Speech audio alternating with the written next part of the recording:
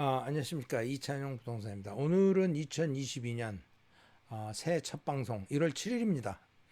토론토 부동산 TV 107편 주택 매매 필수 요령이라는 제목을 가지고 말씀드리도록 하겠습니다. 먼저 지난 한 해 동안의 부동산 시장에 대한 경향을 좀 분석해 드리고, 그리고 지금 1월이니까 벌써 이제 봄 마켓은 뭐 3월, 4월로 알고 계시지만 실제로는 1월부터 시작하는 겁니다. 여러 가지 준비도 해야 되고 그렇기 때문에 주택을 사거나 파시는 분들이 어떤 그 것들을 알고 계셔야 되는지 그 내용도 나중에 말씀드리도록 하겠습니다. 지난 한 해 2021년을 되돌아보면 2021년은 토론토 부동산에서 역사적인 그런 한 해였다고 말씀드릴 수 있을 것 같아요. 뭐 거래량도 가장 많았고 가격도 가장 많이 올랐죠. 물론 12월 달에는 약간 이제 매물이 없어가지고 매물이 전년 대비 한 뭐 반도 안 되니까 이제 거래량이 많이 늘어날 수가 없겠죠. 뭐 그랬고 그리고 이제 정부에서는 뭐 계속적으로 수요와 공급 쪽에서 그 수요 쪽 주택을 사고자 하는 사람 쪽만 계속해서 이제 정책을 나옴으로 해서 어떤 한계가 나온 거죠. 그래서 주택의 어떤 affordability의 목표를 좀 제가 보기에는 달성할 수 없을 것 같다. 따라서 중요한 거는 공급인데 공급 쪽 일은 안 하고 집을 못 사게만 해가지고 해결할 수 있겠느냐. 그래서 올해도 또 내년에도 특별한 문제가 없는 한 부동산 시장은 지금처럼 갈 거라고 봅니다. 물론 올 하반기에 이제 금리도 인상되고 여러 가지 상황이 바뀌게 되면 좀 뭐 상승 속도가 완만해질 수는 있겠지만 내려가지는 않을 거라고 저는 예상을 하고 있습니다. 그래서 지난 한 해 동안에 이제 그 상황을 좀 정리를 해보면 이제 전체적으로 보면 이제 그 여기 빨간 거는 토론토, 파란 거는 이제 905, 회색은 전체 토탈이죠. 토탈인데 보면 이제 단독주택, 그다음 세미, 타운하우스, 콘도 이렇게 나눠서 이제 제가 설명을 드릴게요. 단독주택 같은 경우에는 전체적으로 28.8% 올랐고, 그리고 그리고 이제 905 지역은 33%, 토론토 지역은 14.9%, 그래서 제가 15% 정도 오른 걸로 돼 있죠. 그리고 세미나 타운하우스 같은 경우에도 보면 905 지역은 전반적으로 다 33% 이상 올랐어요. 토론토 지역은 15%에서 타운하우스가 18% 정도 올랐죠. 이렇게 보면 토론토 지역보다 905 지역이 2배 이상 오른 걸로 돼 있죠. 그죠? 그리고 콘도 같은 경우에도 보면 이제 토론토 지역은 16.8%, 905 지역은 23.4% 오른 걸로 돼 있지만 토론토 지역은 사실은 작년 12월 대비해서 16.8% 올랐지만 작년 12월은 작년 3월 달 대비 한 14% 빠졌기 때문에 14% 이상 빠졌기 때문에 실질적으로 작년 3월 달에 비해서는 한 2.5% 정도 오른 것밖에 안 오른 거죠. 그거에 비해서 이제 905죠. 작년 3월 달 대비해서도 한 23% 이상, 24%, 24점 몇 프로 오른 걸로 돼 있어요.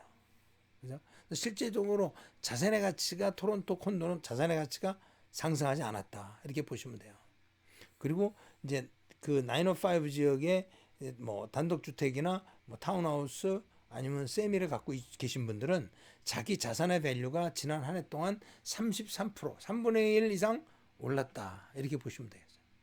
가령해서 뭐 평균 주택가가 150만 불이니까 150만 불짜리 주택을 갖고 계셨던 분들은 지금 50만 불, 40만 불에서 50만 불 이상 올랐다고 보시는 거죠. 그 작년에 120만 불짜리 갖고 계셨던 분들은 그럼 뭐 150만 불 이상 된 거죠. 그죠?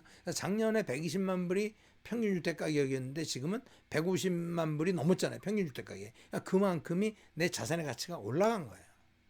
세상에 어떤 뭐 무슨 비즈니스를 해서 그만큼의 순이익을 얻으실 수 있겠어요. 작년 한 해는 주택을 갖고 있는 사람들에게 굉장히 그 수익성이 좋았던 그런 한 해였다. 이렇게 말씀드리는 거죠. 그럼 지금 현재 주택 가격은 얼마냐? 단독주택 같은 경우에는 토론토는 169만 불, 평균이 170만 불이에요.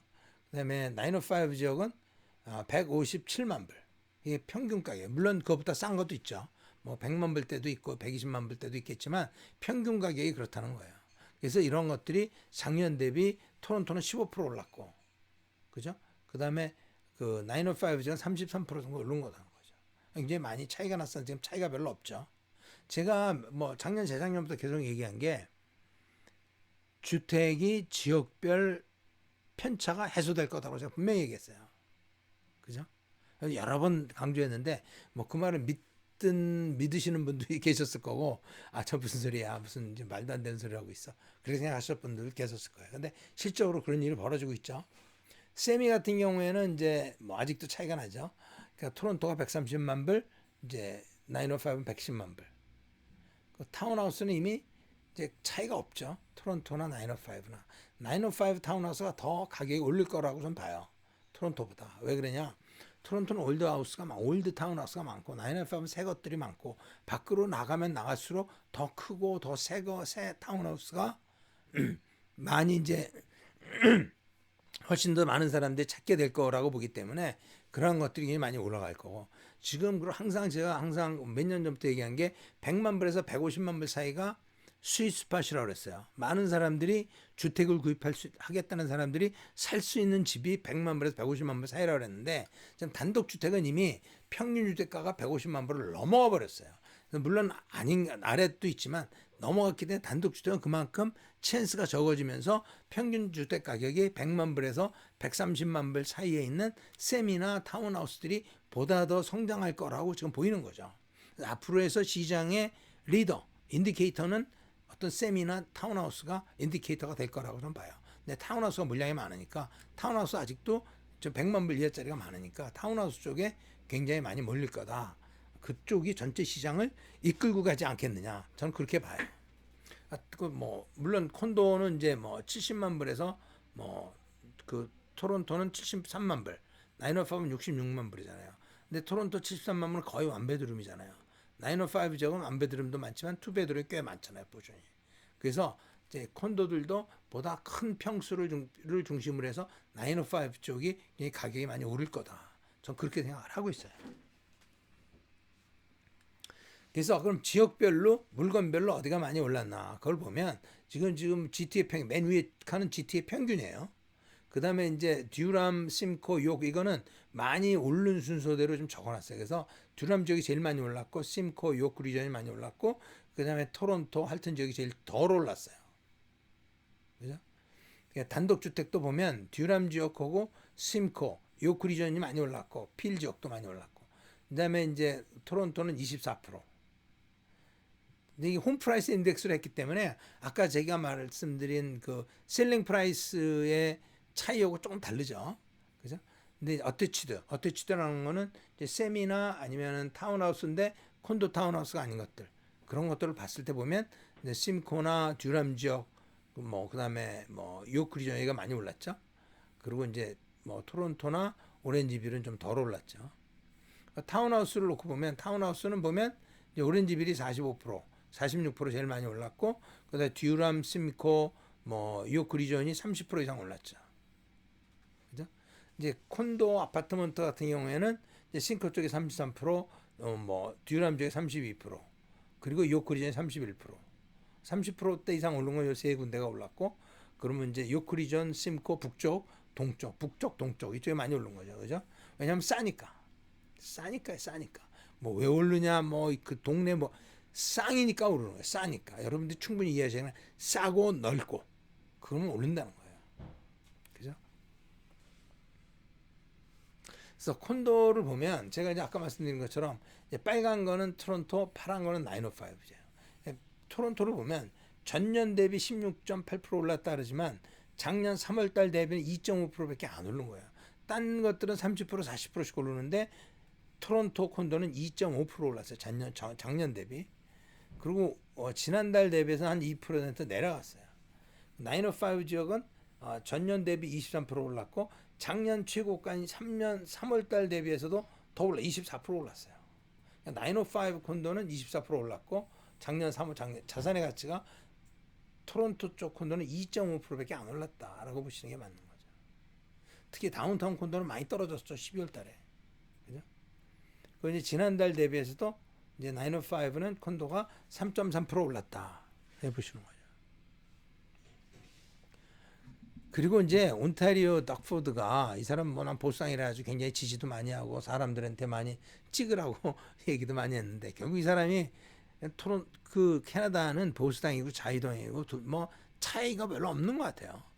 이게 우리가 지난 몇 년 동안 이제 콘도를 갖고 계신 분들 많은데 뭐 렌트 주고 계신 분들 많은데 그분들이 지금 렌트비를 제대로 못 받고 있잖아요.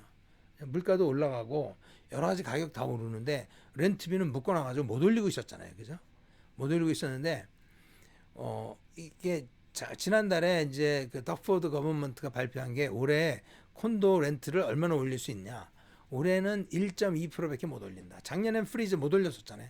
올해 1.2% 올린다. 뭐 1.2%가 어디냐? 뭐 그렇게 생각할 수도 있겠지만 코비드 상황에서 뭐 여러 가지 어려운데 렌트비를 1.2%못 올린다. 충분히 나름대로는 뭐 이해할 수 있어요. 그냥 나도 손해 보자 이해할 수 있어요. 그런데 핑계가 뭐냐면 소비자 물가 지수를 기준으로 계산해 보니까 1.2%밖에 못 올린다라고 얘기하는 거예요. 사람들은 신문에 나오거나 방송에 나오거나 정부에서 발표하면 뭐 거짓말은 안 하겠지라고 생각해요. 근데 이거는 거짓말이에요. 거짓말. 소비자 물가 지수를 베이스로 했는데 왜 1.2%만 올려? 11월 달에 그러니까 얘는 12월 달에 발표했지만 11월 달에 그 캐나다 통계청에서 말한 소비자 물가 지수는 5% 올랐어요. 음식은 4.8%, 쉘터, 주택은 5.3% 올랐어요. 소비자 물가 지수가. 그런데 왜 1.2%로 거짓말을 해요? 그런 것들이 정부의 신뢰를 떨어뜨리는 일들이에요. 개소리야! 그러니까 이게 거짓말로 하면 이게 버릇이 되는 거예요. 그죠? 그러니까 절대 이런 얘기는 있어도 안 돼요. 단독주택 같은 경우에는 이제 토론토는 이제 지난해에 비해서 15% 올랐고 이제 905는 아까 말한 33% 올랐고 그렇죠? 그리고 지금 단독주택도 보면 12월 달에 뭐 물건도 적고 그래서 거래량이 없기 때문에 이걸 이제 우리가 정확하게 이걸 얘기할 수는 없겠지만 토론토 같은 경우는 좀 빠졌어요. 그다음에 905는 가격이 5% 올랐어요. 한 달에. 12월 달에 한 달에 5%는 엄청난 거잖아요. 그죠? 물론 계속 이렇게 오르진 않겠지. 한 달에 5%씩 오른다고 1년에 계산하면 60% 오르는 거예요. 엄청난 속도로 오르는 거예요. 매물이 없으면서 가격이 급속도로 오르고 있는 거예요. 지금 미국의 엊그저께 CNN 뉴스 보니까 미국에서 사람들이 도심을 탈출해서 뭐 그런 따뜻하고 조용한 데로 다 이사를 간다 그래요. 가장 많이 가는 곳이 플로리다예요, 사람들이. 지금 미국 전역에서 플로리다로 다 몰리고 있어요. 특히 마이애미나 템파 쪽으로 많이 몰리고 있어요. 따뜻하게. 그죠? 물가 싸고 세금도 적고 집값도 싸고 다 글로 옮기는 거예요. 그래서 제일 많이 떠나는 주, 제일 많이 도착하는 주는 플로리다고, 제일 많이 떠나는 주는 어디? 뉴욕이에요. 뉴욕에 있던 사람들이 다 떠나서 플로리다로 가고 있는 거예요. 지금 여기도 토론토에서 외곽 쪽으로 많이 가고 있다 얘기할 수 있겠죠. 타운하우스 같은 경우도 지금 아까 말씀드린 토론토나 905 쪽이 비슷하게 가고 있어요. 앞으로 이게 바뀔 수도 있겠죠. 근데 이제 여러 가지 이제 뭐 단독주택이나 콘도나 타운하우스나 다 합쳤을 때 올타입이라서 GTA의 월간 가격이 어떻게 움직이냐를 보면 지금 보면 봄에 많이 오르고 그 다음에 가을에 많이 오르잖아요. 그죠? 그러니까 파는 거는 언제 팔아야 되느냐. 오를 때 3, 4월 달에 팔고 또 9월 달에 팔고 사는 건 언제 사야 되느냐. 1월 달에 사는 게 제일 낫겠죠. 제일 싸니까. 살 때 싸게 사야 나중에 팔 때 차익이 생기는 거지. 살 때 비싸게 사면 팔 때 뭐 내가 남는 돈이 그만큼 줄어드는 거잖아요. 그러니까 언제 사는 게 좋냐? 빨리 사면 빨리 살수록 좋다는 거죠. 계속 오르니까. 그죠? 그래서 이제 주택을 사는 거에 있어서 우리가 고려해야 될 게 이제 뭐 내 돈도 있지만 모기지를 받아야 될 거 아니에요. 근데 지금 이제 블룸버그에서 그렇게 얘기하는 거는 페드에서 금리 인상을 우리가 생각한 것보다 빠르게 올릴 거다. 그런 얘기를 하고 있어요. 또 파이낸셜 타임스에서 파이낸셜 포스트에서 이제 어저께 나온 이제 보도인데 캐나다가 무역 흑자가 지난 6개월 동안 계속해가지고 지금 13년 만에 최대의 무역 흑자가 나타나고 있다. 작년엔 작년 초엔 적자였었죠. 근데 6개월 동안 최대의 무역 흑자가 나고 있다. 이거 뭐 때문에 그러냐? 서유값이 올라서 그렇죠.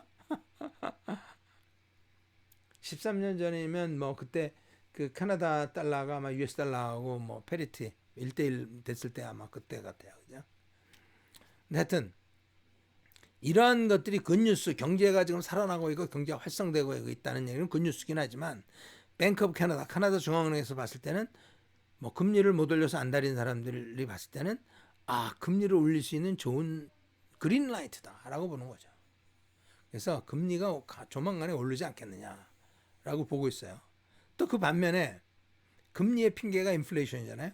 근데 오펙 플러스, 오펙이라는 건 이제 석유 수출 기구라서 어떤 카르텔이잖아요. 그리고 오펙에 가입하지 않는 산유국까지 포함했을 때 오펙 플러스라고 얘기해요. 오펙 플러스 23개의 나라가 지금 사우디, 러시아 포함한 23개의 나라가 이제 얼마 전에 합의를 했어요. 1월 초에. 그래서 2월 달부터 매일 40만 배럴씩 증산하겠다라고 발표를 했어요. 그럼 코비드 때문에 감산한 거에 거의 한 3분의 2 이상을 다시 리커버리 해서 이제 생산하겠다는 거예요. 그렇게 되면 이제 각국의 이제 석유 비축량이 다 비축한 비축유가 다 바닥에 나가지고 막 사재기를 하겠지만 이제 석유값이 어느 정도 안정되고 서플라이 체인도 오미크론이 완화되면서 안정되고 나면 인플레이션도 내년 올 하반기면 잡히지 않겠느냐 그렇게 보고 있어요. 근데 그런 측면에서 봤을 때 스위스뱅크에서는 UBS에서 포커싱한 거는 미국의 연방은행이 9월까지는 금리를 올리지 않을 것 같다라는 조심스러운 예측도 나와요. 그래서 금리를 빨리 올릴 것 같다. 9월까지는 안 올릴 것 같다. 여러 가지 얘기는 많이 나와요. 그러나 궁극적으로 올해 안에 금리는 오른다라는 거죠. 그래서 이제 US 미국의 채권 같은 경우에도 지금 막상 11월 달에 테이퍼링 한다 그랬을 때 잠깐 오르다가 막상 테이퍼링 시작하고 나니까 금리가 오히려 안정돼서 채권 가격이 안정됐어요. 채권 가격이 오히려 올랐어요. 그래서 채권 수익률이 1.4%대까지 내려갔잖아요. 그러다 벼랑가 올해 연초에 들어가지고 치고 올라가기 시작해서 1.78, 1.8%. 이거 아까 12시 좀 지나서 본 건데 1.8%까지 올라갔어요. 1.78%까지. 이게 채권 수익률이 올라갈 때는 채권 가격이 떨어진다는 거죠. 미국에서 이제 FED에서 중앙은행에서 채권을 사는 게 테이퍼링함으로 해서 굉장히 줄어들잖아요. 안 사니까 채권 가격이 폭락하는 거죠. 그래서 수익률이 올라가는 거죠. 그래서 이제 근데 이거는 뭐냐면 지난 1994년도부터 그렇게 약 30년 됐죠. 30년 지난 30년 동안 토론토 주택 가격이 어떻게 변했느냐는 차트를 본 거예요. 보면 2007년도 8년도 이때 금융위기에서 약간 덴트가 있었죠. 잠깐 내려갔죠. 다시 금방 4개월 만에 리커버리 했어요.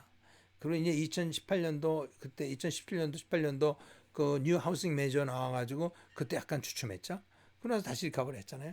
그러니까 지금 계속 가고 있어요. 그래서 우리가 부동산 투자라는 거는 한 해 떨어질 수도 있고 조금 주춤할 수도 있겠지만 전체적으로 5년 10년을 내다본다 그러면 그 어떤 것보다 가장 훌륭한 투자라고 좀 봐요.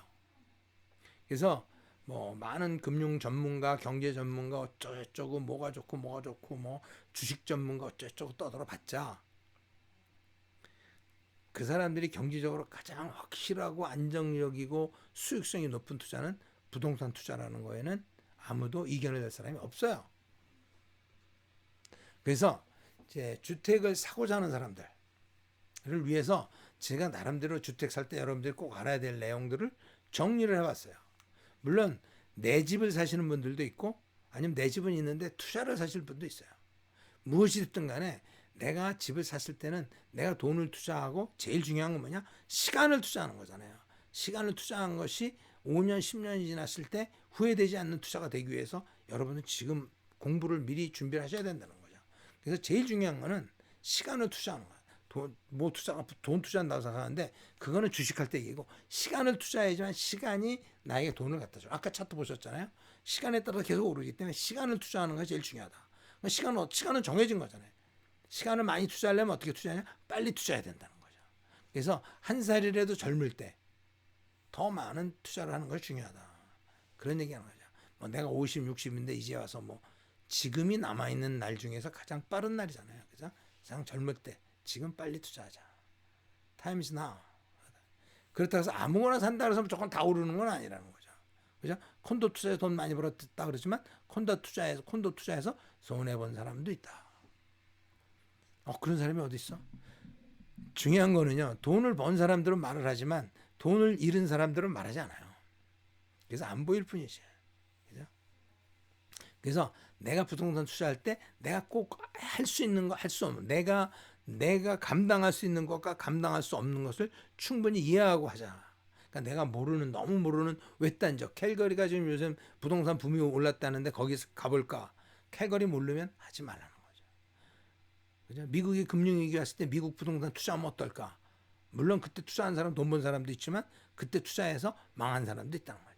왜? 그 동네 미국을 모르니까. 그러니까 내가 아는 쪽으로 투자를 하자. 그게 중요하다는 얘기예요. 그죠? 그 다음에 이런 모든 것을 할 때 미리 부동산이나 어떤 전문가들에게 조언을 받는 게 중요하다. 그러니까 바이어들은 부동산 에이전트를 하이할 때 돈을 안 내잖아요. 돈 한 푼도 안 내잖아요.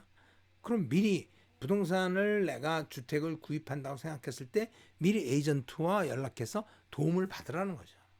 내가 알아. 안다 그래도 부동산 에이전트들은 뭐 잘하건 못하건 오래됐건 안 됐건 간에 그 사람들은 그걸로 밥 먹고 사는 사람들이에요. 그죠? 아닌 사람보다는 더 많이 알겠죠. 도움을 받으라는 거예요. 그죠? 그리고 이형 도움을 받을 바에는 경험이 많고 나름대로 지식이 풍부한 사람하고 일하시는 게 좋겠죠. 왜? 주택은 대부분의 사람들에게 있어서 가장 큰 자산이에요. 가장 큰 자산을 걔는 뭐 내 친구 동생이야. 우리 뭐 사촌의 뭐 선배야, 후배야. 그렇게 해서 하는 게 아니라 진짜 본인이 여러 사람과 컨택해보고 얘기를 해봤을 때 가장 나에게 도움을 줄 수 있는 사람이 누군가를 선택해야 되겠죠. 또 그 사람과 내가 케미가 맞아야 돼요. 케미가 안 맞으면 소용이 없어요. 그리고 상호 신뢰가 형성이 되거든요. 중요한 게 상호 신뢰예요. 부동산 에이전트가 나한테 충성한다 생각하지 말고 내가 부동산 에이전트를 믿어줌으로 해서 부동산 에이전트가 나를 믿을 수 있게 고객을 믿을 수 있는 상황이 되면 그 사람의 최대한의 지식을 내가 다 그 혜택을 받을 수 있다는 거죠. 그게 굉장히 중요한 거예요. 어차피 공짜인데. 그리고 내가 집을 보러 다니기 전에 해야 될 게 준비를 해야 되는 거죠. 제일 먼저 해야 될 게 모기지 어프로벌 받아야 돼요. 그 다음에 내 돈이 디포짓 돈이 어디에 있는지 미리 단도를 해놔야 되는 거죠. 내 구좌에 있어야 돼요. 뭐 부모님 구좌에 있다, 형님 구좌에 있다, 딸 구좌에 있다, 소용이 없고 내 구좌에 사고자 하는 사람 이름 그 구좌에 돈이 있어야 되는 게 중요해요. 굉장히 사람들 돈이 있는데 그때 가져오면 돼, 뭐 해약하면 돼 그런 얘기할 게 아니라 내 구좌에 준비가 되어 있어야 된다는 거죠. 그죠? 그 다음에 뭐 나는 이런 집을 사고 싶어. 드림홈과 시세도 모르고 난 이런 집을 사고 싶어. 내 버젯에 맞지 않는 그런 집을 미리 그런 집을 꿈꾸다가는 아무것도 사지 못한다는 거예요. 그래서 마켓을 정확하게 이해하고 내가 가지고 있는 돈으로 살 수 있는 집을 정확히 언더스탠딩하고 그리고 그런 쪽에 집중해서 내가 집을 보러 다녀야 된다는 거죠. 난 이게 좋아. 그럼 그만큼 돈이 없으면 웨이스팅 타임 하는 거죠. 그죠? 타임이라는 거는 시간만 놓치는 게 아니라 웨이스트하는 게 아니라 오퍼튜니티도 놓치는 거예요. 그죠? 그래서 그리고 이제 우리가 대부분의 집들이 멀티플 비드잖아요. 멀티플 비드를에 대해서 에이전트를 경험 있는 에이전트 충분하게 배우셔야 돼요. 뭐 멀티플 비드라는 게 뭐 오파 써가지고 제일 많이 쓴 사람이 이기는 거잖아. 그렇게 간단하지 않다는 거죠. 그 밑에 숨어 있는 빙산처럼 그 물속에 숨어 있는 그 엄청나게 많은 그런 사이언스가 있어요. 그거를 충분히 이해하셔야 돼요. 그리고 이런 상황에서는 누구나 보기에도 좋은 집, 먹기 좋은 떡, 저 집 나이스해, 저건 꼭 사야 돼. 가격도 싸게 나왔어. 그런 집은 피하라는 거죠. 왜? 그 집을 가보면 오빠가 10개, 20개 와 있다는 거죠. 10개, 20개 와 있는 오빠에서 내가 1등을 하면 1등할 가능성도 별로 없지만 1등 한다 그랬을 때 왜 생각을 해보셔야 돼요. 왜 다른 사람은 나만큼 많이 쓰지 않았을까?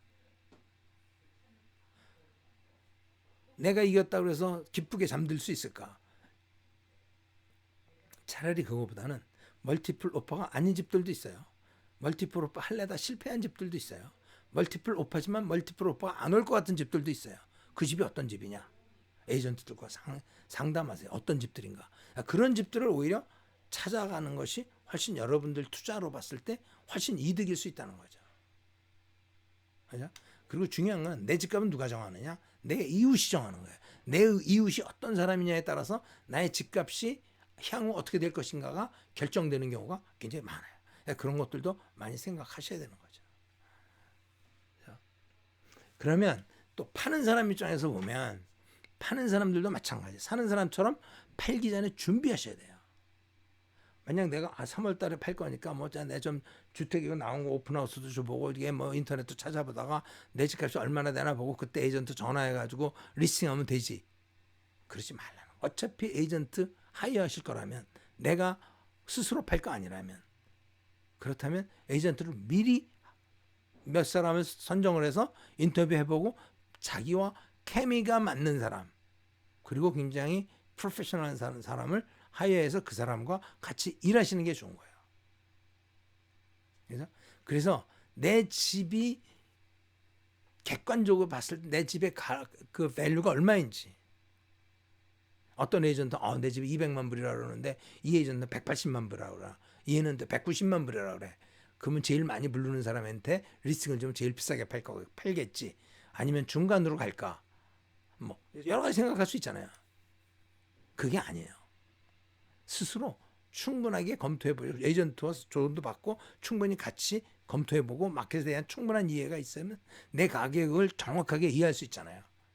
그리고 내 집의 가격보다도 장점과 단점을 충분히 이해해서 그것을 장점을 맥시마이즈하고 단점을 잘 커버업 한다면 내 가격을 최대한으로 많이 받을 수 있는 거잖아요.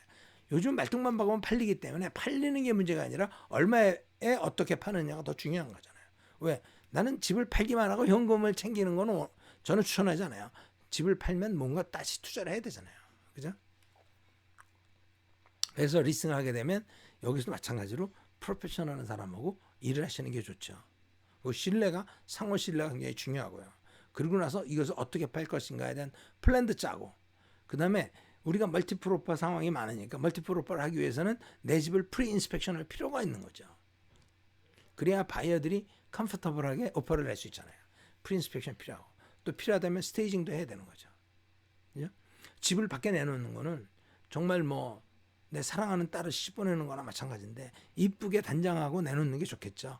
그래서 필요하다면 스테이징도 필요할 수 있다는 거죠.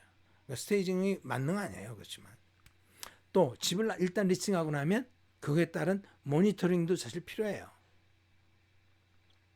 그러니까 집을 보러 왔을 때 사람들의 피드백이 어떤지 내가 멀티플 오퍼를 했을 때 내가 일주일 안에 오퍼를 받기로 해서 오퍼가 생각했던 것보다 많이 들어오고 가격도 높게 들어오고 아니 일주일도 되기 전에 오퍼가 여러 장 들어와가지고 내 생각보다 비싸게 판다. 그럼 좋죠. 그러나 오퍼 날짜까지 오퍼가 안 들어올 수도 있고 오퍼가 두세 개밖에 안 들어올 수도 있고 오퍼 가격이 마음에 안 들 수도 있어요. 그랬을 때 우리가 어떻게 해야 되는지 무엇을 개선하고 무엇을 고쳐야 될지 그런 것들에 대한 준비를 나름대로 하셔야 돼요. 이 모든 것들에 대한 것들이 내가 집을 팔 때 여러분들이 이러한 일이 있을 수 있겠구나라는 걸 미리 염두에 두고 준비를 하시는 게 좋을 거라고 봐요. 그래서 2022년은 여러분들이 여러 가지 생각하고 계신 것들이 다 성취됐으면 좋겠습니다. 그리고 또 부동산에 관련돼서는 아직 집을 마련하지 못하신 분, 올해 부동산 주택을 마련하고 계시는 분들은 올해가 여러분들이 내 집 마련을 하는 그런 해가 됐으면 하고 좀 생각해 봅니다. 그리고 부동산 투자를 하시는 분들에게는 성공 투자가 되는 2022년이 되기를 바랍니다. 그럼 오늘 여기까지 하겠습니다. 그럼 끝까지 시청해 준 분들 감사합니다. 그리고 부동산에 관련돼서 여러분들이 이제 질문이 있으신 분들은 전화를 주시거나 아니면 여기 이메일로 보내주시면 제가 많은 한 성심성의껏 대답해 드리기로 하겠습니다. 감사합니다. 여기까지 하겠습니다.